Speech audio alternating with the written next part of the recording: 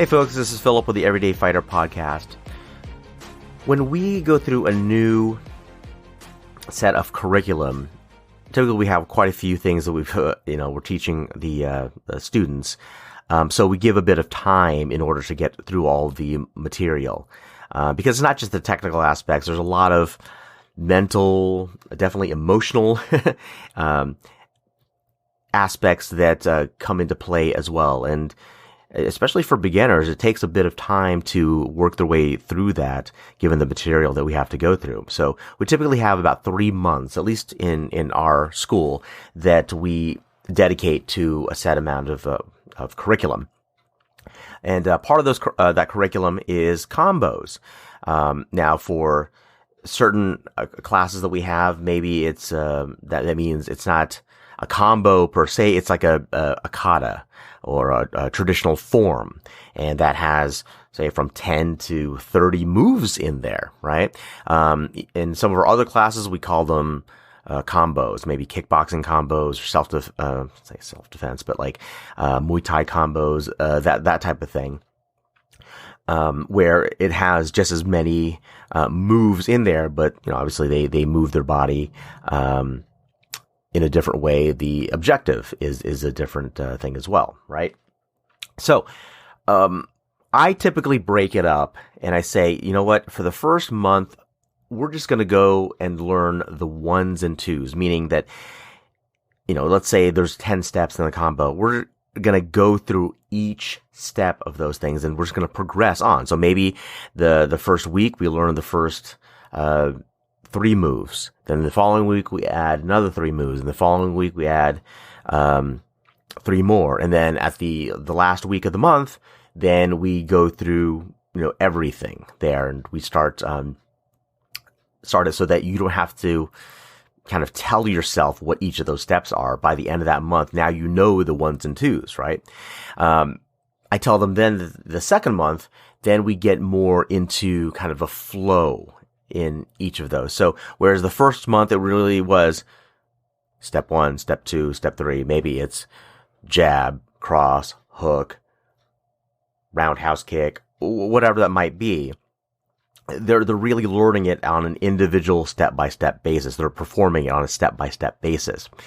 In the second month, I encourage them to move into a more of a flow with those moves. So instead of individual steps, individual techniques, now they're actually kind of linking those techniques. So if you can imagine a chain, whereas the first month was like the individual chain pieces kind of separate, right? Now in the second month, they are able now to link the chains together so that they form one cohesive set of these of techniques, right? So part of that is really understanding motion and the momentum of your body, and that's really what I'm getting to there with this transition, is that a lot of times in that first month, the momentum is such that perform the step, stop, perform the next step, stop, perform the step after that, stop, right? And in the second month, I try to get so that there's not as many, if any at all, stops in between the techniques, so they can kind of use the momentum from the first technique and then parlay that into the second technique, parlay the momentum to the third technique, so on and so forth, so that they can keep on moving. They don't have to restart their momentum with every single step. So that can be a challenge at times. And I noticed one of my students the other day was experiencing that challenge. And the reason for that was because he was performing these steps in a way that I also teach, which is having the student understand range of motion, right? So I want them to be able to understand that you can extend your arm this far. You can turn your shoulders and your hips this far, and you can, change your weight this far. so that you can get not only more power, but also much more of a distance with your strike. So that's one of the things that he was doing. He's really getting on the further edge, the limits of his range of motion in each of these steps. And when you're extending that far, when you get to that end of that your range of motion, the momentum really has no choice but to stop, right? Especially when you're learning, because you're getting to the end of your body's ability to move in an effective way. So he was performing each individual step to the point where he no longer had a choice but to stop. And I said to him, that's awesome, dude. That now you're getting to the point where you're understanding better what your range is. When we get to the point where we want to flow from one technique to the next, one of the things that's useful is actually shortening up your range of motion, so that now not only do you get away from the extreme, you actually go to the other extreme where you're almost barely moving in the technique, so that you can now have a lot of room to dedicate to the transition, right? So whereas the one extreme is like dedicate all your movement to range and power, now go to this extreme other part of the scale where you don't dedicate as much time to extending and and power and reach. In fact, say for example with a jab, instead of jabbing the full 18 to 20 inches in your range of motion, now you only jab maybe 2 to 4 inches. So because you don't have that extension anymore, you have like a more kind of a reserve of extension and rotation. Now you have that range of motion, that difference in the range of motion that you can dedicate to putting into that transition into the next step, if that makes sense. And that wasn't something that I'd really talked to him about before in the past. And, it wasn't his fault.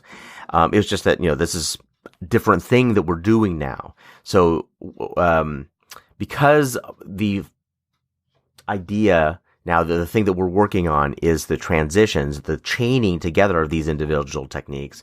Now, you got to have an awareness of, okay, you can shorten things up. You can shorten up your moves so that you can start working more on that transition as opposed to the technique itself. So one was awareness for him to be able to do that, oh my gosh, this is something that I'm able to do now. That was just me letting him know that this is something that might help you. I think the second thing, though, is that he had to give himself permission. And it didn't take this was not a big deal for him to give himself permission to do that. But I think sometimes, especially when there's a pattern in place, there's a habit in place already, that even though you might get that awareness that there's another way, there's not only the habit in your body, the muscle memory that you have to overcome, but sometimes there's a mental barrier there that has to be kind of done away with as well. And that, oh yeah, you know what? It's okay for me to do it this way. It's not the way necessarily that is quote unquote correct. Let's say, if you're trying to throw a punch at somebody, 2 to 4 inches is not going to cover it, right? And because that is our intent in terms of not only self-defense, but maybe competition as well. You're not going to move only 2 to 4 inches, right? But for the sake of learning motion and momentum and transition, maybe it's more useful to bring it back to that. And it's okay to do that, right? Give yourself the permission to change things up a bit, because now the focus on this larger path has changed a bit, right? Sometimes when you're going on a path, you see, okay, I'm going to get to that top of that mountain, right? Well, then you have switchbacks sometimes. Now, if you're not familiar with that, say, we have some mountains we go to here once in a while when it gets snowy in Southern California. We go to Big Bear, and up on, on the way up for that mountain, we're not going just straight up the mountain, especially in our little car, right? They put switchbacks in there. So maybe you, instead of going straight up the mountain, which is nearly impossible to do, the road now goes back and forth, left and right, across the mountainside. It's a longer road, in terms of distance, even though it's covering in terms of just vertical motion, it's covering the same amount of height, of elevation. The road itself has to go left and right, back and forth, because it's safer, right? It makes more sense that way. It'll get us to our destination in a way that makes more sense if we're looking to get there in a safe way. So that's the same type of thing with this, is that, it may look like we're going completely opposite of what we were learning in the first month, but we're still getting to the same destination. It's just a matter of giving ourselves permission. Oh, there's a turn now. We got to do almost like a U-turn to get to that, at this end of the switchback, and now go to the opposite direction while still increasing our elevation all the way through. And I think this is something that not only applies to learning combos and in martial arts and katas and that type of thing, but obviously in our lives outside of the ring, off of the mat, where there are times that we have to understand that the way that we've been doing things for a while it may make sense at the time on our way to the ultimate goal, so whether that's something in our business, whether that's something in raising our children, whether that's our relationships with our spouses, that you go one way, but you don't necessarily have to keep going the same way that you were used to, right? You're going left on the way up that mountain, and you think, okay, I'm going to go spiral around this mountain to get to the top, and you're always going the same way. No. It may be such that, you know what? Maybe at this point I got to stop the spiral, and I've got to put a switchback in there. So turn around completely. So now, instead of the mountain being on our right side as we're spiraling around, well, we actually make a switchback. We're still going up the mountain in terms of elevation, but now the mountainside is on our left-hand side. And, that it might take you just one switchback might do it. It might take you 1,000 switchbacks to do it. But ultimately, you got to understand that you're still making progress. You're still getting that change in elevation all the way up to the top. So, one, be aware that switchbacks are available to you. But also give yourself permission to make that change. Do those switchbacks so that you can continue making progress in your elevation up to the top of the mountain. That's it for today, folks. This is Philip with the Everyday Fighter Podcast. Talk to you next time.